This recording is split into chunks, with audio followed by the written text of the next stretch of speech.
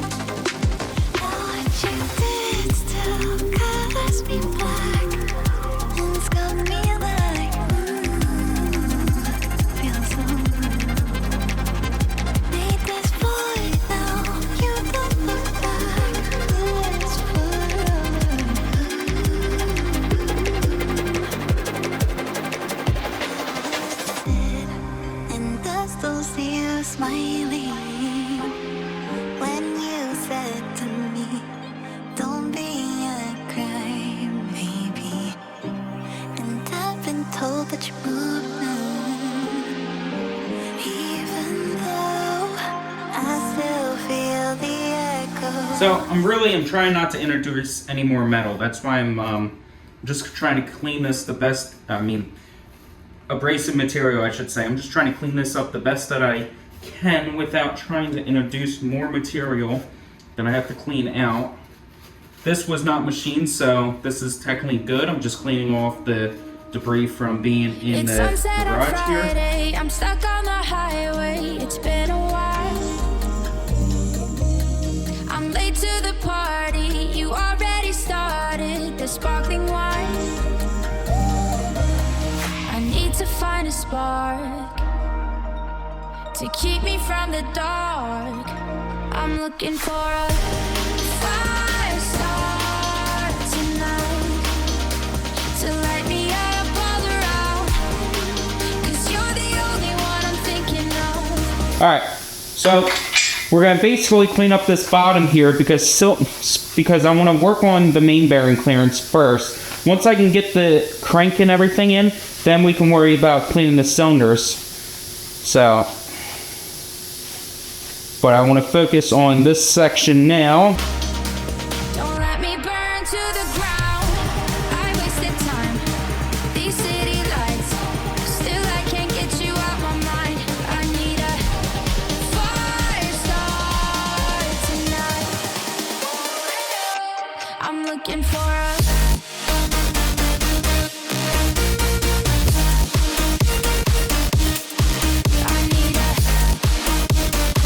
Alright, I know you guys won't be able to see this too well, but this is the Real Tune billet, what is this thing called? You know what I'm saying? This is the billet tone wheel. So this is the Real Tune one. It goes on here only one way, so as soon as I figure that out, that would help if you put it on the right way. Yep, perfect. Just like that. I'm going to be using Loctite Red. I actually have to find the Allen key that this is. I did not check the torque spec of this, so I will be checking that. What I should have did is I should have put Loctite Red on first. Yeah, I should have put this one first, but it's okay.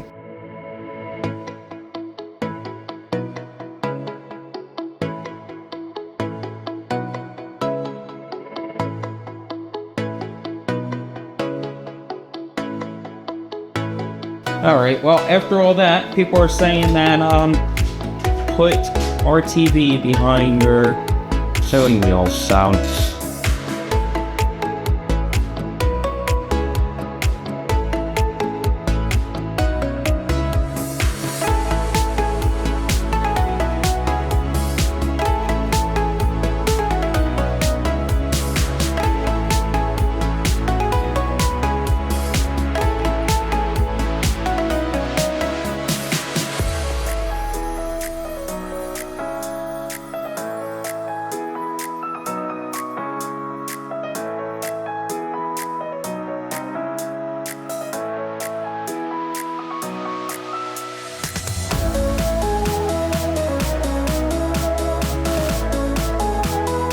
I think we are good there.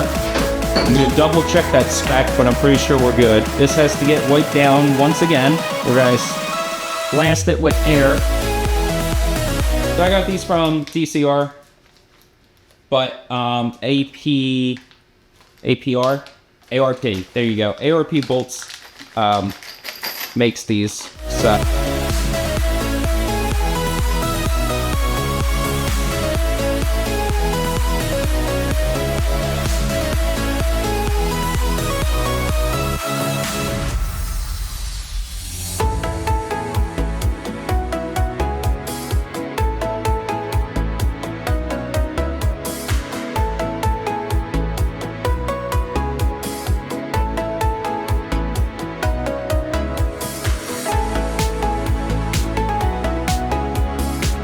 Alright, I'm going to leave them for now.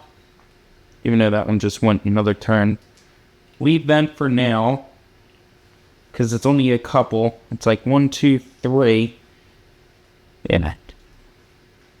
Yeah, it's 3 of them that aren't going down all the way. So, I'm gonna leave that for now. I'm gonna work on the next one. All right, so we just lost my A camera, so the two short ones should go on the end here. That's what I was reading. These are actually really nice bolts, or studs, I should say. They're not the same as the head studs. They're the next grade up, and I forget what the grade is, but they're really good bolts.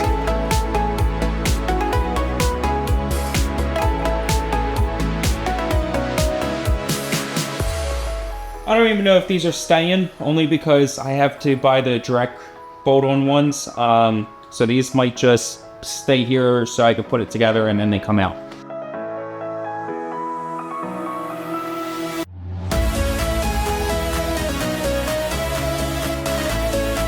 So one important thing that I did is I made sure all these are completely dry inside. You do not want water in there because when it heats up, it would expand and it can crack your block. I also put these in dry because there's no reason to have any kind of lubricant on it here. It might make it go in a little bit easier, but there's no reason to have lubricant in on this side because your torque naturally happens up top with it slipping.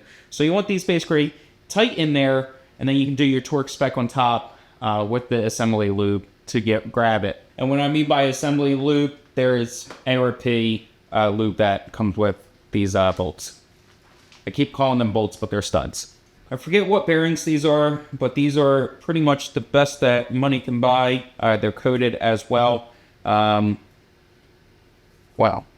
I do forget what they are though. But they're NASCAR bearings. So there's whatever NASCAR uses for their bearings, that's what these are. Alright, so your thrust bearing goes here.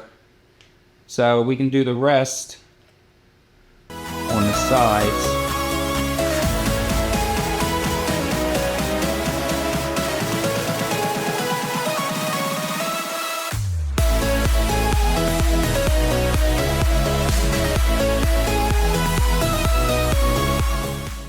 Now we have to do this side. Has to be cleaned.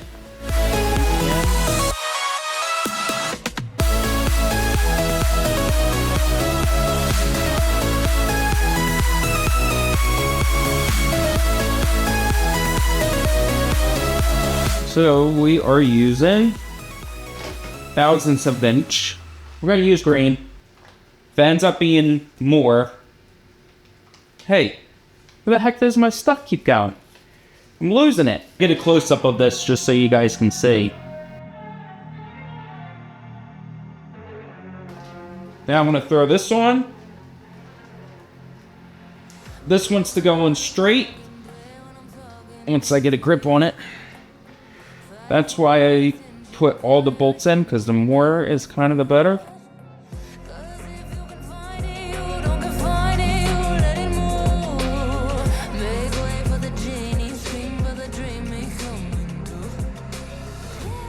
This isn't going to work at all. It's not going to work at all. It's not the proper way to do it. It's not. So I'm going to leave it like this. I have to wait for my straps to come in. I guess I'm going to put a bag over it. And I put WD-40 on everything real quick, just so nothing... This is what I was talking about. Come on. Yep, it's that time. It is that time when everything starts not working. It is that time. That is what time it is. I didn't think it was going to be here, but it's here. Actually, wait a second. I can do rods today. That's what I can do. I might come back and I might do the rods. Because theoretically, everything on the bottom here is fine. Yeah, I can still do rods because most likely these won't have to come out. We're just checking clearances. If something is wrong, well then the crank has to get sent out, but I think everything should be good.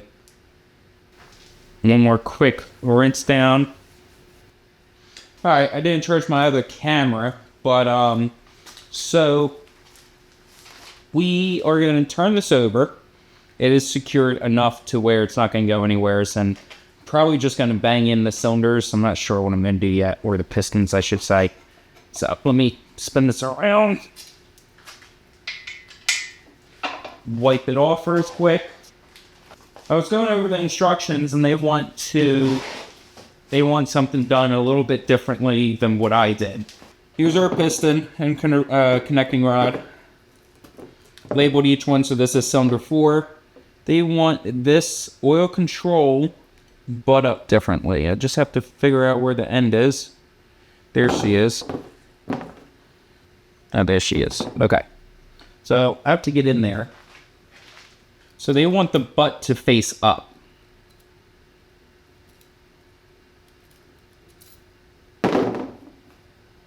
So in here, you got the butt. They want it to face up. So it should look like a W instead of an M. And they want it to face on the top half of the cylinder.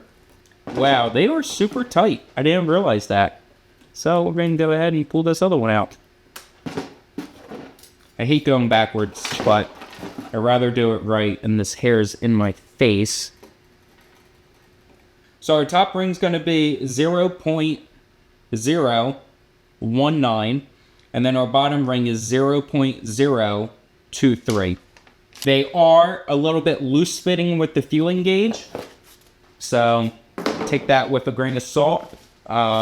They might be plus 1/1000th of an inch or something like that. So they're not 1/100th of an inch plus. They're only going to be within 1 to 2/1000ths of an inch difference, which isn't a big deal.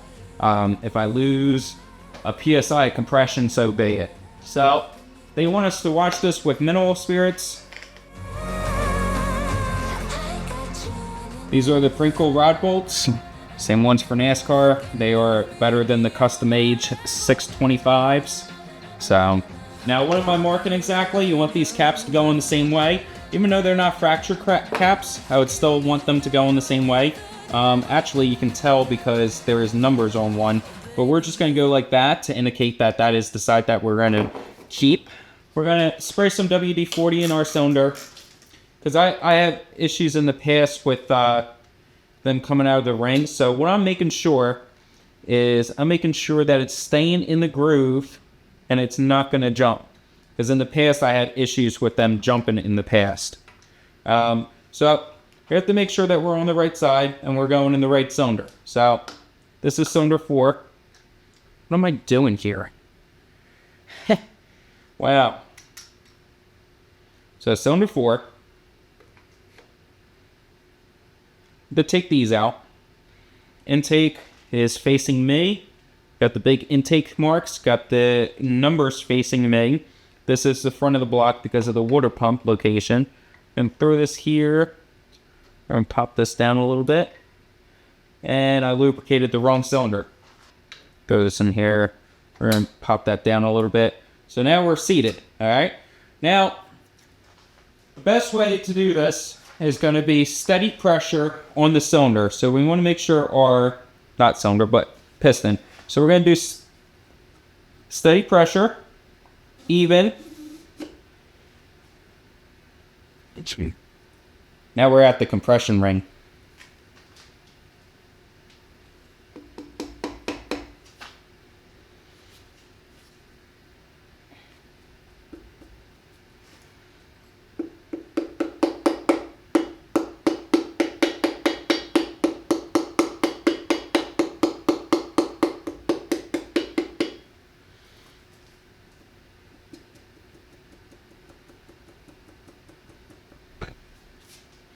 Perfect. One done.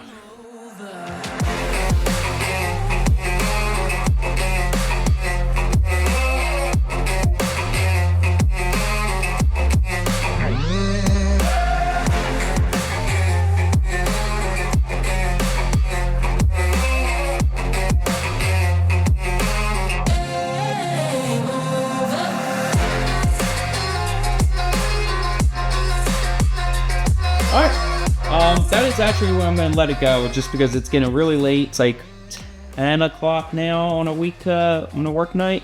Yeah, 10 o'clock now on a work night. I want to edit this, and so we got our pistons in.